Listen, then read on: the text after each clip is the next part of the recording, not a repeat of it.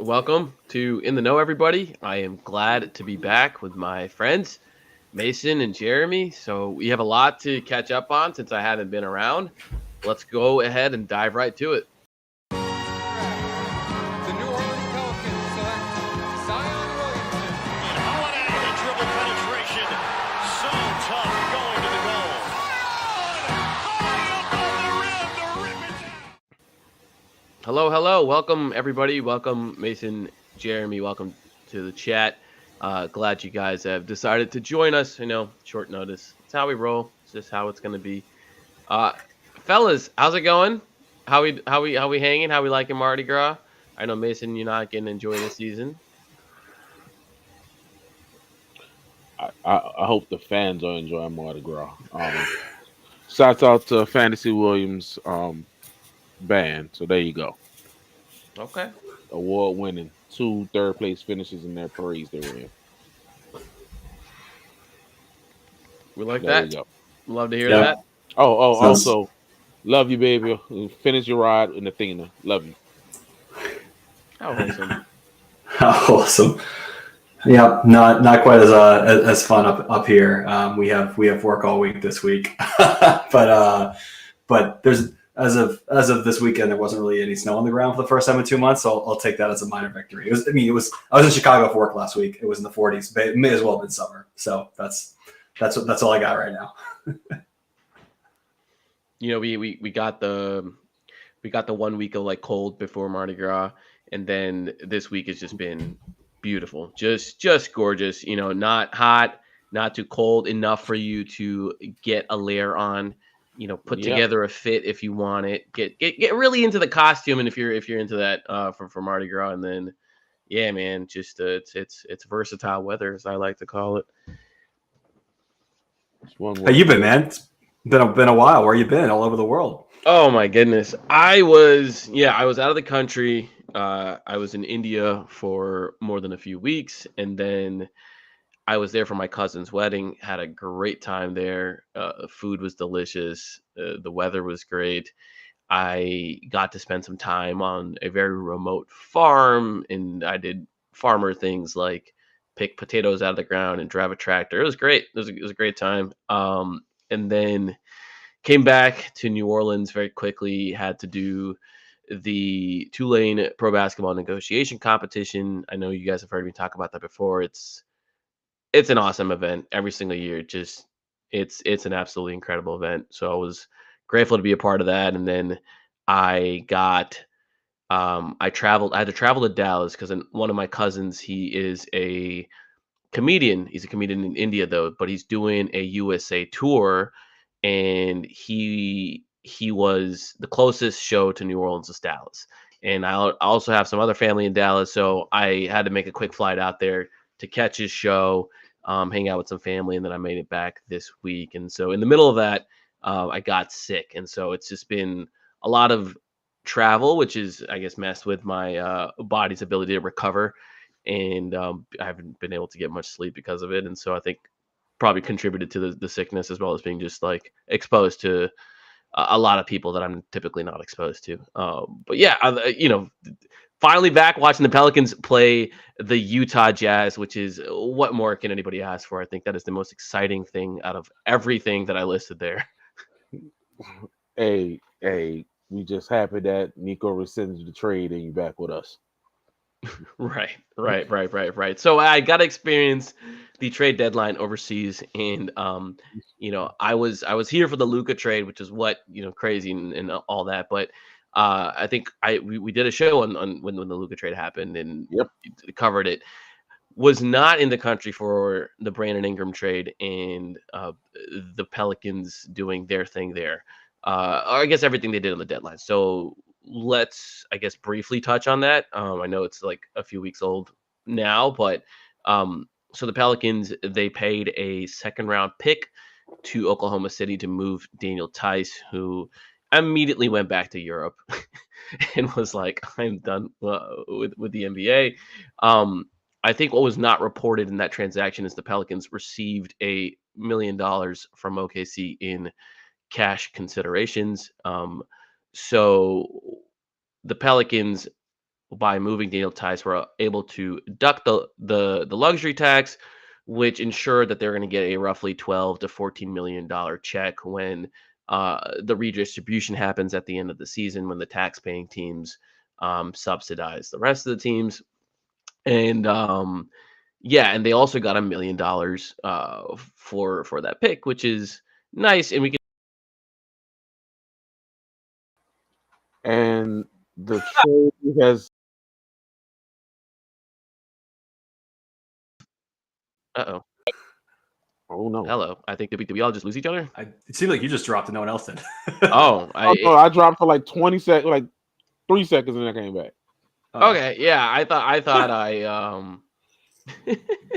You thought dropped, then I everybody dropped. dropped. Anyways, glad we're back. Missed Yeah. us.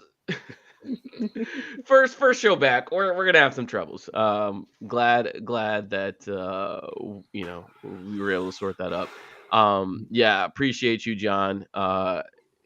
For the appreciation, I guess. Yeah, I was on Discord.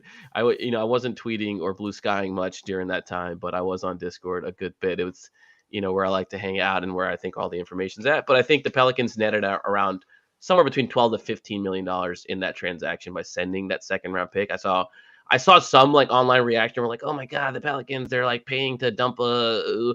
It's like, okay, that second round pick is inconsequential. They can buy a similar. I mean, it was a pick in 2031, I believe. Yes. They can buy a better pick for a fraction of the money that they received back from that trade. I mean, that trade was fine. But what that allowed them to do uh, is they were able to go into the Brandon Ingram negotiations without being in the tax. So teams were not able to be like, okay, we are giving you this and we're getting you out of the tax. And it's like, well, like relax, guys. Like the Pelicans can get out of the tax. It's not that hard. But that's why they kind of moved on that one early so they can have those negotiations on the Brandon Ingram stuff in earnest. And it seems like, I don't know how much of this was reported or not, but Rich Paul and Clutch played a pretty big role in the Pelicans succeeding in their objectives here. Clutch identified Toronto as a team that would be willing to pay Brandon what they paid, and they extended him for, and was it a 2+1 deal? Yes. At 40 million per. I think that's what it kind of nets out to as a player option at the end. That's a very, very good deal secured by Clutch. That player option allows him to hit free agency early. It gets him to his years of service, and 40 million's more than I would have expected he would have gotten had he hit free agency. Part of what Clutch wanted to do was ensure that he got to a team that had his bird, so they could keep his bird right, so they can pay him, go over their cap, and not mess around with Brooklyn being basically the only player in free agency. So that was a huge thing from Clutch, and they are successful. And he's not in Utah. Right. He's not in Utah. He's in Toronto. And I think he's having a good time there. It ended up being a win-win situation. Now, look, I think if you were to evaluate the Brandon Ingram trade from a zoomed out point of view and how they handled Ingram as an overall asset, I would say they failed remarkably.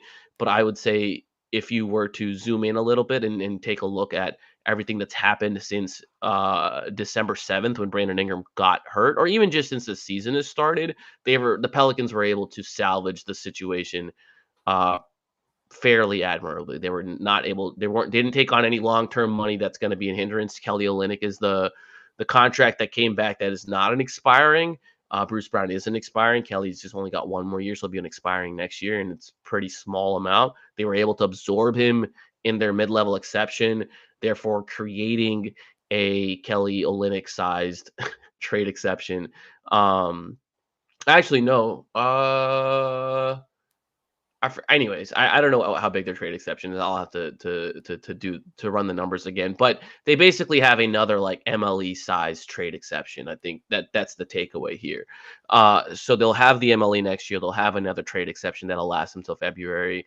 They were able to get further under attacks, which allowed them to do something like waive Javonte Green without fear of like, oh, we got to fill his roster spot, and filling his roster spot's going to take us back over the tax. No. I guess my question to you guys, were you surprised they waived Javonte Green? No, they just traded for Javonte Green with a few more $1 million left to pay him. Yeah. I mean, I assume they tried to move him for something, didn't get anything, and said, "Look, it seems like if it's a guy you're not going to keep beyond the season, he wants to go try to play for someone who's going to win games, then so be it." Yeah. And so, what's funny here, Mike, welcome, Mike, to the show. He says, as someone whose team had the biggest trade exception in history, 90% of these trade exceptions are never really used. And I think that is a very accurate assessment. However, the Pelicans have been creative about using their exceptions. They used the one generated in the famous Memphis trade Yep. back in the day when Devontae Graham was looped into it, and they used it to absorb Larry Nance. Next year they'll be able to, if they wanted to, take on a Kelly Olynyk style, contract into that trade exception they just generated while preserving the MLE, so they can use their MLE in a different way. This year they had to use their MLE this way, which kind of prevented them from giving Brandon Boston a longer term deal. So I guess part of the extended trade deadline transactions is that the Pelicans converted Brandon Boston to a standard contract from a two-way contract. And the only mechanisms that they had to convert Brandon Boston were the minimum exception or the biannual exception. And both of those mechanisms are limited to 2 years when you convert them, as opposed to like when Najee and Jose got converted, they got I think three or 4 year deals. I forget the specifics on each of them, but it was more than 2 years. And so the way Brandon Boston's situation works out is that the rest of the season, the 27 or so games, however many games are, I don't know how many games are left, but the rest of the season counts as one full year in terms of that contract. And then next season counts as that second year. So that's the 2-year deal. And there's a team option the Pelicans can execute in the summer, and they can decide if they want to just give him a longer term deal in the summer. But it works out for Brandon Boston because he has 3 years of service already. He was with the Clippers in the past, and so his minimum contract is significantly larger than, say, someone like Carlo, who is a rookie. So he's making the 3-year service min, which is a nice little pay raise for him. They ended up working out quite nicely for Brandon Boston. But the two-way stuff is pretty interesting, as you guys may have noticed. I'm doing a lot of talking here, but I'm sure I just want to get I just want to get the housekeeping book stuff out of the way before we get into the show portion of it. I'm sure you guys are kind of paying attention to the Pelicans. They signed Jalen Crutcher to a two-way, and then they waived him. Now they signed Lester Quinones to a two-way. They haven't waived him yet. I'm not sure if they will or will not, but it wouldn't be surprising. So teams can sign two ways up to March 4th, and there's really not a limit to how many that they can sign and waive and stuff. What ends up happening is this is a nice way for the Pelicans to do a guy a solid and do an agent a solid. And so after January 7th, every single contract in the league is fully guaranteed, which includes two ways. Two ways are not usually fully guaranteed. If you make it to the first day of the regular season, they can become 50% guaranteed, but they're not fully guaranteed. And so there's not really a lot of protection. Now, however, if you sign someone like, let's say they signed Jalen Crutcher on the 26th of February or whenever they signed him, he gets the two-way for the full amount for the rest of the season, which is yeah. And so, which is like, I want to say like 200K in his pocket, 300K in his pocket, which is a nice chunk of change. And the agent there also gets a couple grand depending on their commission, whatever they've worked their agreement out with their client. They also get a couple grand in their pocket. And so now you waive him, you sign another guy gets a 200K in their pocket. So Daniel Tice funded these little two-way agent favors. Exactly. Yeah. Exactly. And so that's kind of what's going on here. And I think the Pelicans have historically been very good at making sure these G League guys, these Birmingham guys, some of their key ones, we've seen it with who's the guy they signed every single year at camp? Boogie's brother. Oh, no. His brother.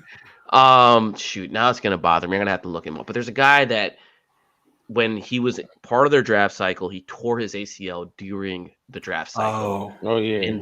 And then he's been on every single Pelican Summer League team, every single camp. Every single time the Pelicans have an opportunity to throw a little Exhibit 10 his way, they do. And so it's just good relationship building and like good faith and good gestures, with the organization. That's like they do this stuff frequently where they're just like, okay, like you guys are part of our little G League crew. We'll get you paid over and over. We'll make sure you guys are set up and not having to worry. And so I think agents like that, the guys obviously like that. It's a good little opportunity. But March 4th is the deadline. They're not the only team that does it. You'll see a lot of teams right now. If you see like Shams tweeting about these little two-way transactions, that's kind of what's going on because these things don't count against the cap or the luxury tax or any sort of way. It's just all comes out of the owner's pocket. And so, it's not nothing that, Gale and I guess ownership are enabling these kind of transactions. I do wonder, like what budget pool this comes out of. And you're right, Mason. I do think like $1 million in cash and Daniel Tice might be the thing that's fueling this. Was it Brockington? Yes, exactly. Yeah. Isaiah Brockington. Yeah. Brockington's the guy that tore his ACL during the pre-draft process, and every single camp he's on the Pelicans like training camp roster. Just great, like there's literally like there's no downside to doing that. Just it's all relationship stuff. So that's kind of what's going on. I think the Pelicans. We can talk about how they should approach their offseason. We're gonna talk about how they're gonna approach their offseason. We have multiple different shows for that, but I think today's show let's bring in the larger focus here, which is Zion Williamson and his play. And so the Pelicans have now won 4 games in a row that he plays. They lost the game to Phoenix that he sat out because it was a back-to-back, but the one he played, he really took it to him. It was his first career triple-double that game. Yes, sir. Yeah, and so tonight again, flirting with that 10 assists. He probably would have had 17 or so potential assists. There was a number of gimmies that dudes missed off of his passes. So my big hypothesis here, and let's discuss this. I think Zion's having the best season of his career. So let's start there. And then we can compartmentalize it in a little way. I think Zion's having the best season of his career. So first question, true or false? I'm going to pitch it to Jeremy first, then we can go to Mason. If you take 2022 Zion with 2025 Zion, do you have the best player in Hornets Pelicans history? Because those two dudes may have won MVP. So I still remember the guy who played post play-in run, and that guy was a menace on both ends of the court, just like this guy. I think this guy's a better passer. I think this guy may know the game a little bit more, but just a sure terror. It was crazy knowing when that dude was on the court, they were going to win almost every game if they felt like they were going to make the Western Conference Finals. And that guy, he's still in the back of my head. So I'm going to put that guy first. This guy is real close right next to him. And if you want to go with the dunks and threes, 2023 Zion, I believe, had 5.1 EPM. This guy only has a 3.7. I'll look it up second. But you go ahead, Mason. Yeah, I pulled up this comment because this is where Zion's tipping the scales for me. And I'll say Zion post-injury return. So like if I'm throwing out the first 6 or whatever games of the season before he got hurt, because I don't think that was the same Zion we're seeing right now. I think that the Zion, since he's come back from injury, because of the two-way ability he's been showing, I feel like the defense started picking up a little bit last season. But I feel like the defense wasn't there 2 years ago in 2022. And so I think the whole package of Zion right now, what we're seeing, the ability to really to lean into point Zion in a more consistent way than he really has. I know the assists have oscillated, right? But he's been that dude, and defensively he's been a positive in most cases. blocks and steals. I mean, like the guy's his activity is awesome on that end. He's the he's the guy on the offensive side whenever he's in the game. I think they're managing his rotation, like how he's being used. Essentially three stints throughout each half. I think it's well suited for how he plays the game. And so I think credit to Zion, credit to the coaching staff for how they're using him. So I'm with you. Oh man, let me hold myself accountable. 2022-23 was 3.9. This guy's 3.7. So it's pretty close. The EPM? That's the EPM. Yes, I just looked it up. So. Okay, so yeah, look, I think there's two arguments in my case. I think one, this isn't the best offensive Zion we've seen from a scoring standpoint. I think the efficiency still isn't at the levels that we've seen in the past from the field, and I think some of that is related to his shots, his shot diet. He's being pushed further and further away from the rim than he has been in the past, and some of that is necessary for his growth. Some of that is teams taking advantage of Pelicans not having enough offensive talent and then really loading up on him, and some of that has been due to his declining burst in athleticism due to his own health issues. Now, I think there was a report from a Spurs reporter, Michael C. Wright, I think. Yes. Who said that Zion is at 264 now, and that it's the lowest he's been as a pro. I think you're seeing his burst return. I think you're seeing his second jump return. But most importantly, I think as Mason mentioned, and I think the comment from John here was that it's allowing Zion to be a complete player and not just a scoring machine. Because I think my argument here is that this is the most complete version of Zion we've seen on both ends. He is not at any point where I'm thinking, what is this guy doing defensively? You're not in the frame anymore. You're not, you're dying on screens. You're not pursuing rebounds. There's no second chance efforts. We've all seen that Zion. We've seen bubble Zion. We've seen in season tournament Zion. We've seen, the national media has lit that Zion up, right? Yes. We're not seeing that guy anymore, and I think that is the foundation of my case for him being the best that he's ever been. But the second thing is, man, he's been a per minute monster, and even though his efficiency hasn't been what it used to be in the past, he's scoring more points per 36 minutes or per 100 possessions than ever. So per 100 possessions, let's just take minutes out of the equation. Let's just do it straight by pace. He's at 41.5 points per 100 possessions, and his previous high was 39, which was under Stan Van Gundy. It was his second season. The 22-23 guy was 38.2. So he is 2.5 points higher per 100 possession than his previous career high, which is nuts. He's at a career high in assists per 100 possessions, which is at 8.5. The previous high was last year at 7.8. Rebounding is by far higher than it's ever been.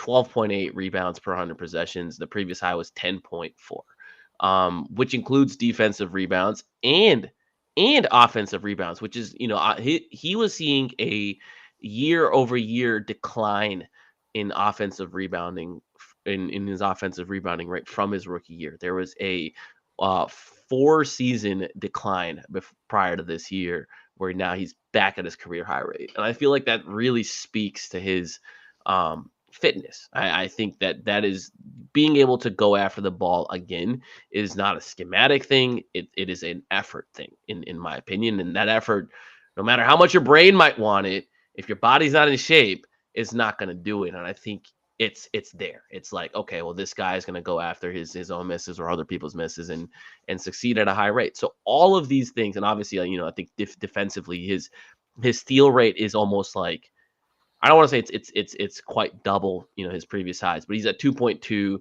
His previous high was 1.7. His block rate's at 1.6. where the previous high was 1.0. So it's just like, I mean, that's not his rate. Sorry, those are the per 100 No, possessions. current possession. Yeah, no, so he's become a very, very, very high level defensive event generator, and that's the guy that you saw at Duke, right? And that's the guy that was like, okay, he can create chaos. And so my foundation is that he's a per minute monster. And so the natural follow up here is that okay, yes, he is a per minute monster, but he's playing 28 minutes a game. So, are the Pelicans taking the correct approach here in terms of managing his minutes? Do we need to see a Zion that is capable of playing 33, 34, 35, 6 minutes a game? Is this a, you know,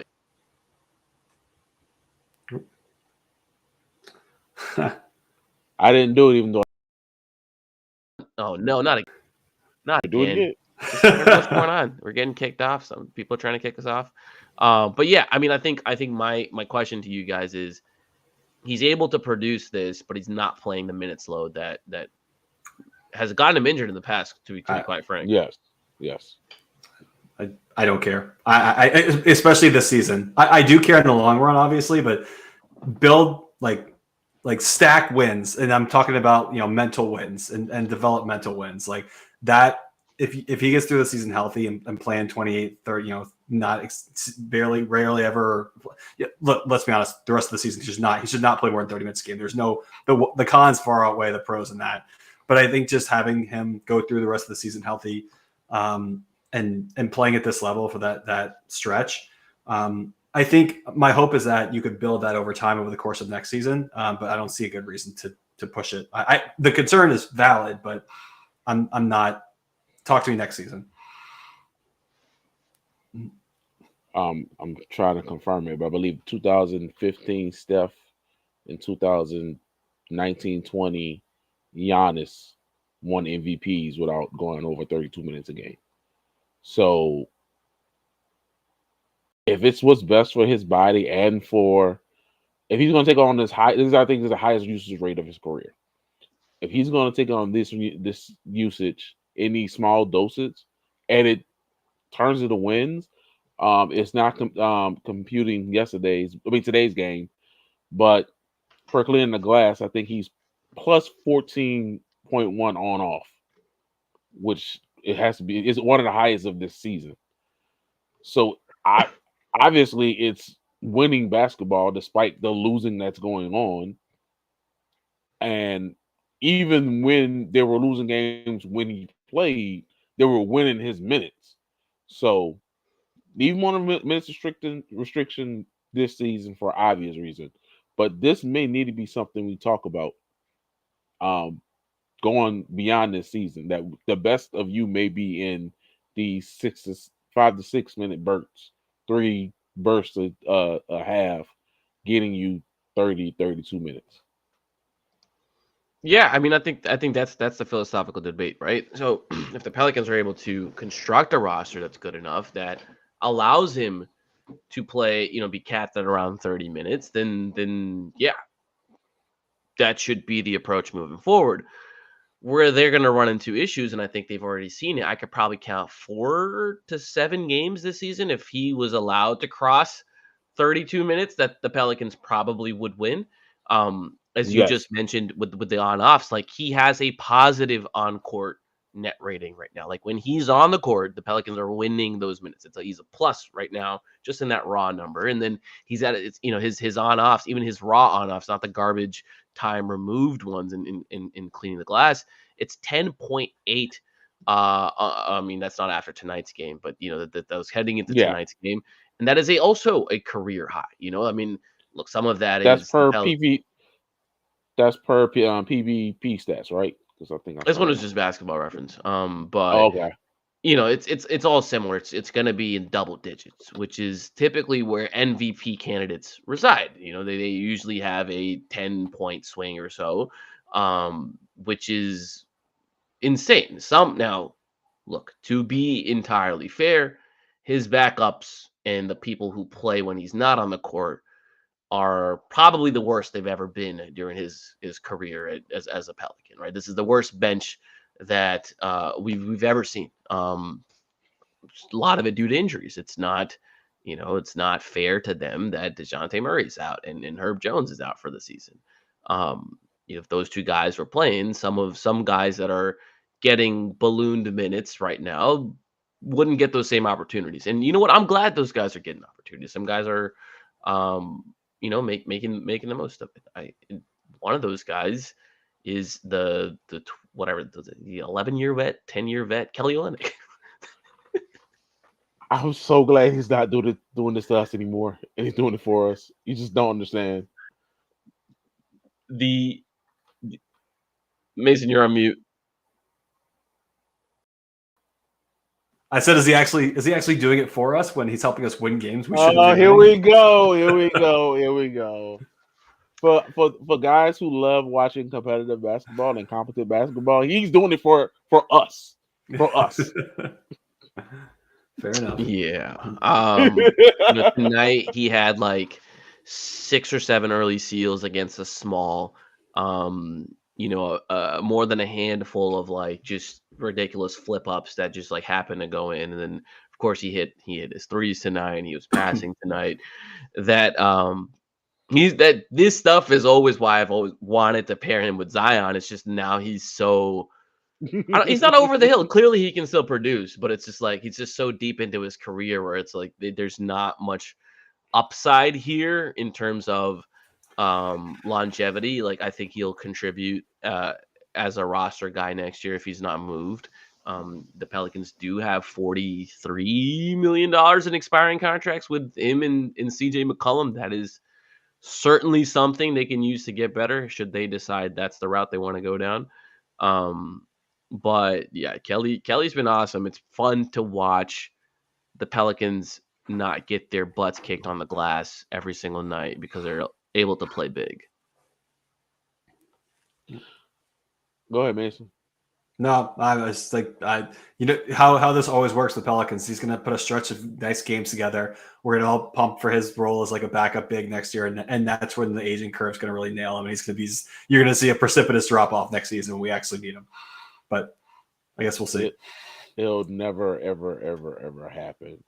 But boy, if you're a fan of Domantas Sabonis, you're looking at Kelly Olynyk, you're like, he could be that guy. He's not quote unquote aging. We can use that with 2 or 3 time All-Star. It should have been All-Star this year, but that's another discussion. I think it's a fun proof of concept, right? This is inarguably the best stretch big that the Pelicans ever put next to Zion. And it happens to be a big that can also play make, right? So these creative, weird, funky bigs is a great proof of concept when you're trying to build towards the future. I think frankly Eve's benefited from this. It's allowed him to adjust his matchups. He can be more flexible. He doesn't have to guard the biggest guy on the court every single time. It's allowed him to play closer to the basket in defensive situations if teams are trying to pick on Kelly. That allow him rebound, allow him to rim protect, and so it puts less pressure on him. And I think most importantly, it's another proof of concept to me where so much talk around Zion. It's like, oh, play Zion at the center, play small ball. No, play tall ball. Make Zion the guard.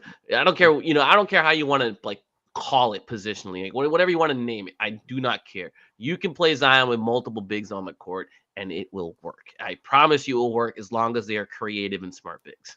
I've always yearned for a lineup when he's the shortest guy on the court.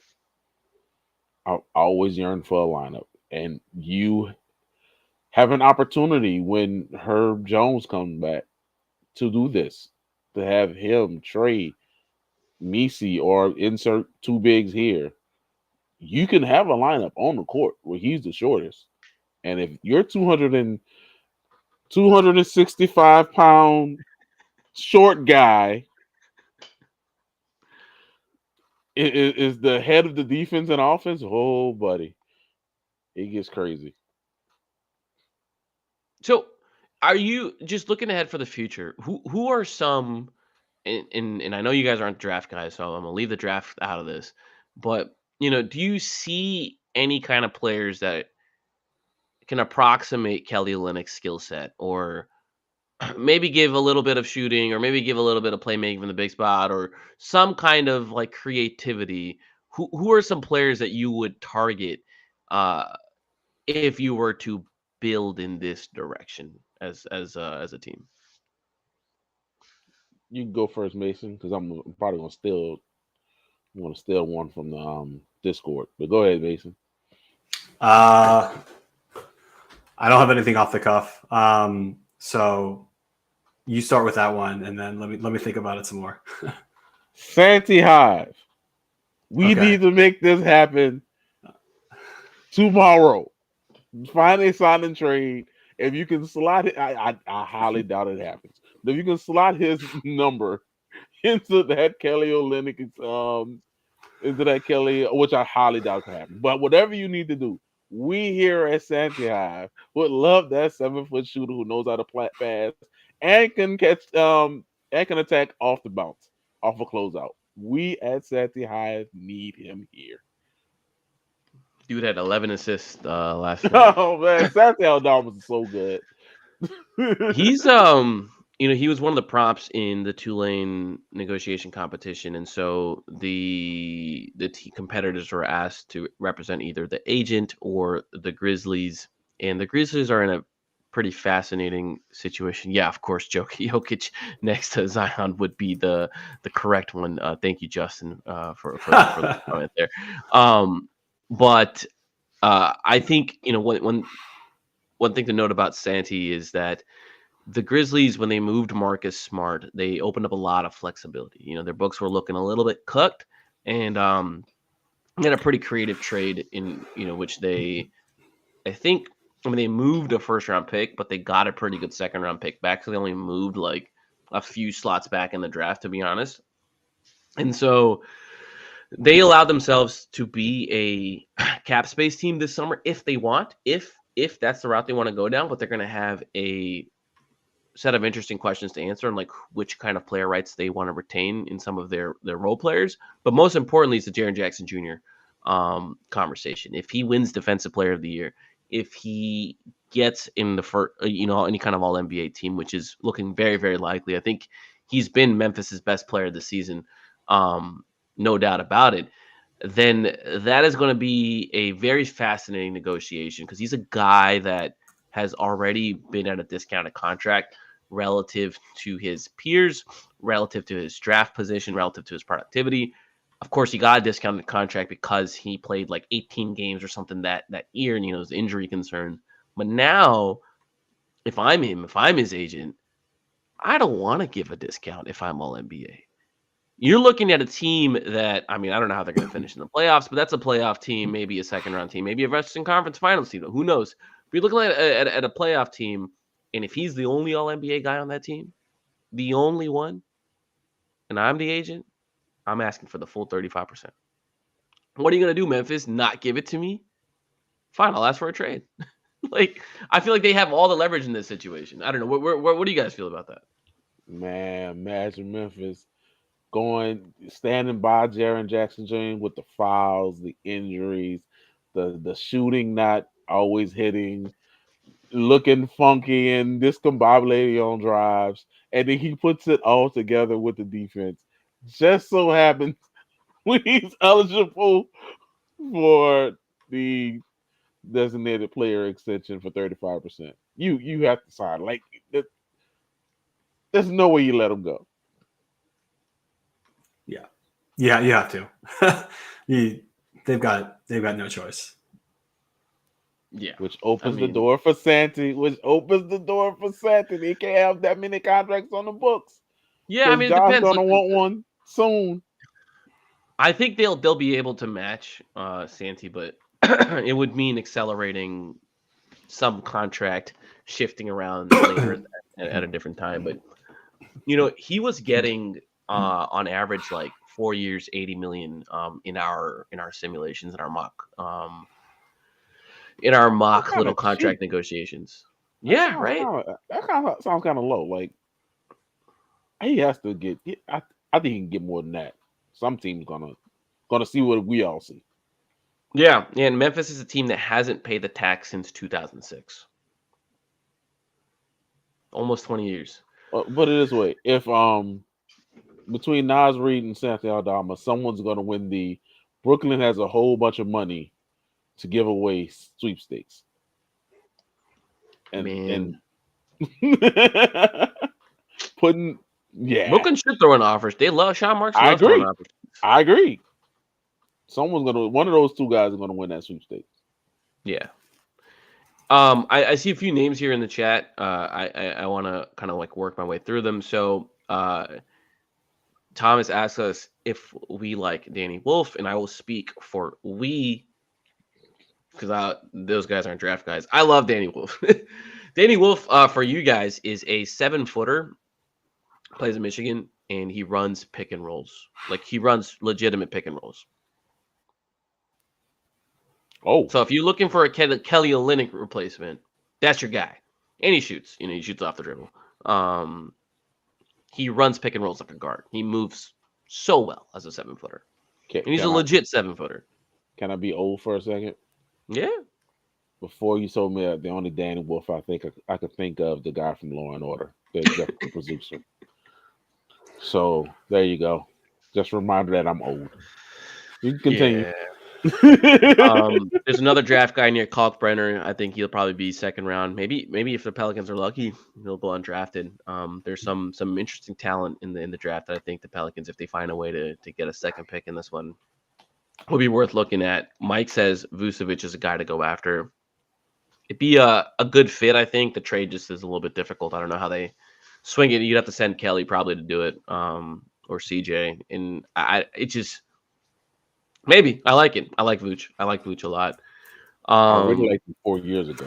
Like, I really liked him 4 years ago. If you knew me. But yeah. Skilled bigs next to Zion. We like it. Skilled bigs in general, man. Mm-hmm. Like, if Zion's out, that's someone that can absorb usage and produce for you. Here's a question from Holly Ghost Reeve. Boston, Quinones, Hawkins, Reeve. Who stays? Who goes? I'll pitch it to you guys. Brandon Boston's first for me coming out of this year. I need someone to believe in Jordan Hawkins. You guys want to take a stab at believing in Jordan Hawkins? Oh no, that leaves you, Mason. For the ones not in the live chat, we have. I'm not all the way out yet. I'm not, but like it's not a. I feel like he's taken strides offensively, but the defense is just he gets blown by. Everyone blows by him. Everyone does, and like he's come a decent way since the start of the year when he was a black hole essentially. But now he made a couple really nice passes tonight, and so like I'm becoming more of a fan of his offensive game, but it doesn't you can't keep him on the floor. And Willie Green pulled him. He yanked him pretty quickly in the fourth quarter because of what was going on. So that's I'm willing to ride it out with him more than I just don't see the upside for Brandon Boston there. But yeah, that's where I'm not Boston over Hawkins at this point, but it's not like I'm super bullish on Hawkins either. For trade looked bad defensively year 2. I agree. He also put up 50 from the field, 40 from 3, 90 from the line, and is 6'9", and extremely athletic. Jordan Hawkins is really short and really small, and is a tad late defensively. So even if he isn't, if he isn't late, if he's on time, he tries to get to his spot. He's also small in ways that Trey can make up just by his physical presence. Yep, that's true. And you might, and to Schmidt's a broken record on the teams trade guys too late, right? They look at trading dudes after their trade value is already gone. I think there are teams that could still talk themselves into Hawk right now, and it's not too late. Yep. But it's going to be too late real soon. So it's got to be this offseason. Hey, teams. Look at the Pelicans. They can't wait to get rid of young guys like Dyson Daniels. Look what a great star he's become. They just got rid of him too soon. Don't look at any of his offensive numbers that look similar. He's just great at what he does, and Hawk does shoot it. I think, look, Hawkins, it's about the offense to me, and the offense stinks. He is not an efficient player. He's not a plus dribbler. He's not a good shooter, and that's his biggest selling point. He's just not. He's not a good shooter. And so you can't be so deficient in other areas of the game, your rebounding, playmaking, defense, all that, and also just not be contributing on the offensive end. The type of player that he is goes for the minimum every single year at some point or another. You know, someone that is as good as him will make the minimum. And I think that makes a real conversation for his fourth year team option at $7 million. Can you get two players that give you that production at $7 million? Like, I think there's a real conversation to be had. Should you pick that option, team option up? So I will say, I feel like I'm gonna look back to a former Pelican, Nickeil Alexander-Walker, who I think it's a similar story with Hawkins, where it's as much about the shot selection as it is anything else, because Na was like, that was the exact same situation, I think, as far as how he played in New Orleans. And if you look at his numbers since he's left New Orleans, it's a different player. And so I wouldn't be shocked if the same thing happens with Hawk, but I think Nickeil has other things going for him that Hawk does not. And that's what I was going to bring up. He still was a good defender. It was a decent defender when he was young. The issue was he got the rock in his third year, and the shot selection went haywire, and the shots didn't fall. I actually was watching the Wolves game a couple of days ago, and it was bringing up, would you give him $20 million a year? I would be really scared if you start paying him and telling him to up his usage, because I still have nightmares of third-year Hawk. And get your money. I'm not saying don't get your money, but I'll let somebody else give him that money. I have. It's good when you're a minimum guy. It's good when you're making $5-6 million. Once you give that man the money, you're telling the guy, I got paid. I got to prove my contract. I'm a quote-unquote leader, so I got to get some of these buckets up, and that's when I'll get scared. Yeah, I think Nickeil, obviously, he had to get traded a few times before he landed in Minnesota. So he was in Portland. He went to Utah. Portland didn't let him off the plane, did they? No. Yeah. But he was, even pre-draft, considered to be a guy that can do a number of things. He could play make, he could rebound, he could defend. He had a great steal rate in college. He was a deflections god a little bit for the Pelicans, a little bit before so he reinvented himself into a glue guy.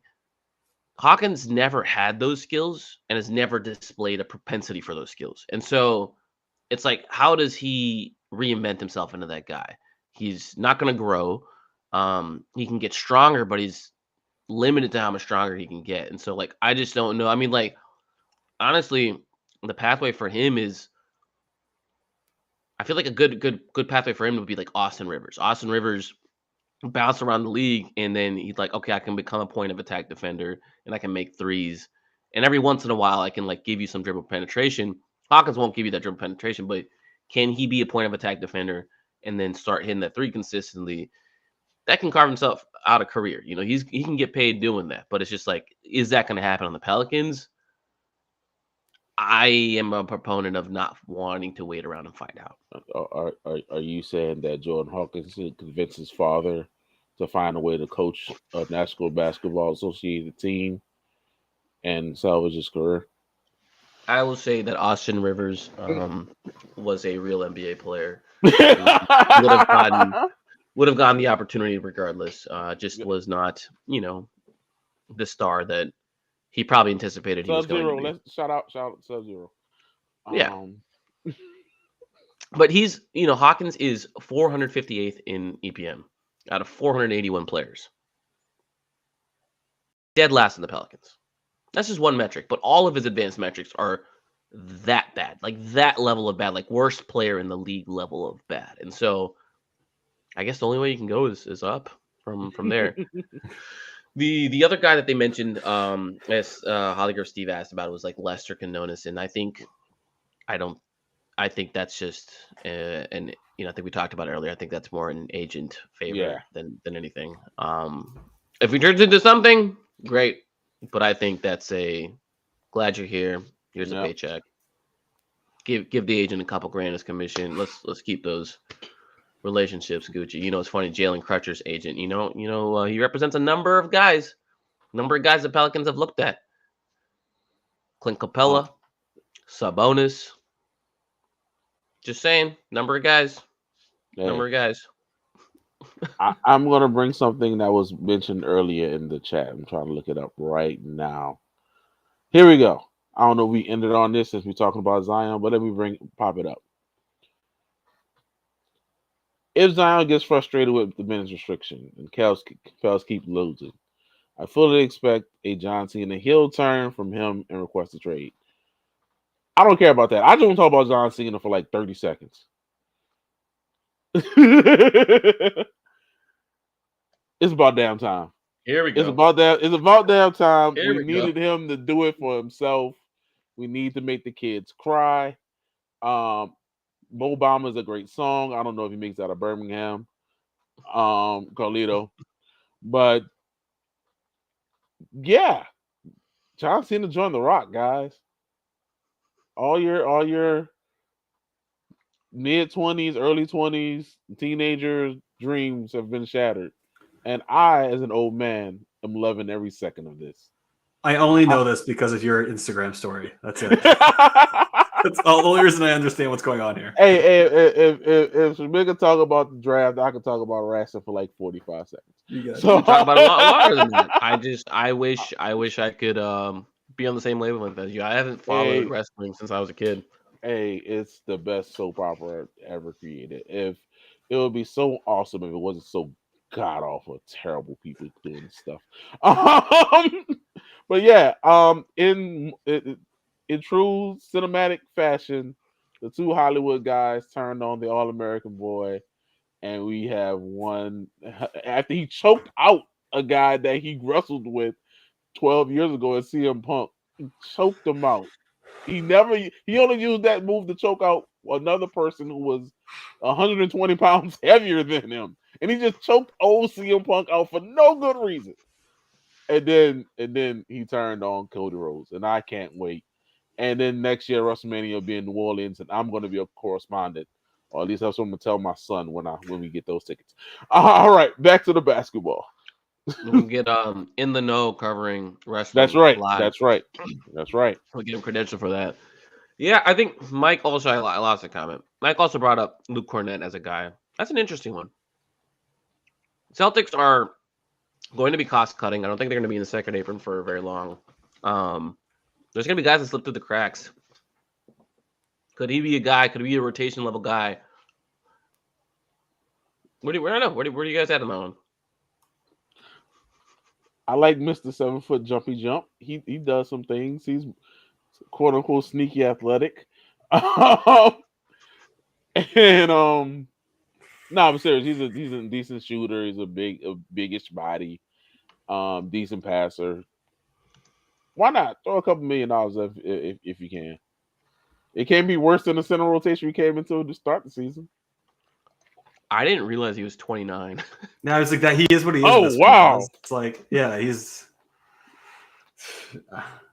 Yeah, I'll give him a minimum. I mean, yeah. But you were better than. Congratulations, you were better than Cody Zeller. Come on in. I don't know. I'm sure he's a little bit better than that, but yeah. The expectations are low, man. The expectations are low. I'm sure some team would give him the taxpayer MLE. Like that's like what, $6 million a year. Quentin Post is doing things for the Warriors, man. Like if he can do things, then I'm sure Luke Cornett can, right? Let's say the same thing. Why not? Why not? Is it a 25-year-old rookie too? Yeah, that's fantastic. Yeah. shout out Boston College. Yeah, look, I think the Pelicans are going to have a ton of questions heading into this offseason. We're going to cover all of that. don't want to spend it all in one podcast, right? Like Nope. we're not gonna build the team here today, but I do think the next, I don't know, was it 2 months? However much left is the season. 6 weeks. It ends 6 until my weeks. birthday. 6 weeks. There you go. Month and a half is a good opportunity to continue to get Zion on the court and have him produce at this level. Continue to get him on the court with guys like Trey and Kelly and just smart spacing basketball players. And I think if Zion is able to maintain this level of production without getting hurt and is able to finish out the season, would this be the first time in his career that he'd finish out the season, like play the final game of the season? I'm not counting the bubble. The bubble he was hurt. That No, was just nonsense. and he didn't play the last game of that either. So yes, Yeah, I mean if they technically shut he him played. down for tanking, that's different to me. If he played the last regular season game last year and then got hurt. Other than that, he has never played the last regular season game. I don't believe he has. Yeah, so if he finishes it out the year healthy and it's for the ping pong balls, I think that's going to be a huge win for him and the organization, and I think that will only lead to greater conversation around what the Pelicans need to do with him and should they start entertaining calls. But we won't go down that route tonight. We have plenty of time Nope. to do that. But man, we first day back had a few technical issues. Still hit almost an hour mark. Got a good audience. Got a good chat. Very Thank y'all happy. so much as normal. Oh yeah. I'm gonna just kick it to Jay to take us home. Hey, we starting March the right way. Again, if you like competitive basketball, but even if you don't, if you want to tank, like, subscribe, tell a friend to tell a friend. We're gonna do it earlier next time, but you can hit the super chats. That way, you can definitely 100% without a doubt get your question asked, answered, no matter what is asked. You know, my mom watched it, so be easy with the questions. But again, like, subscribe, share it. We're on Blue Sky under these tag names. Tell a friend to tell a friend, and y'all have a good night. Peace Happy out. Mardi Gras. Happy Mardi Gras. Stay safe out there. Yes, sir.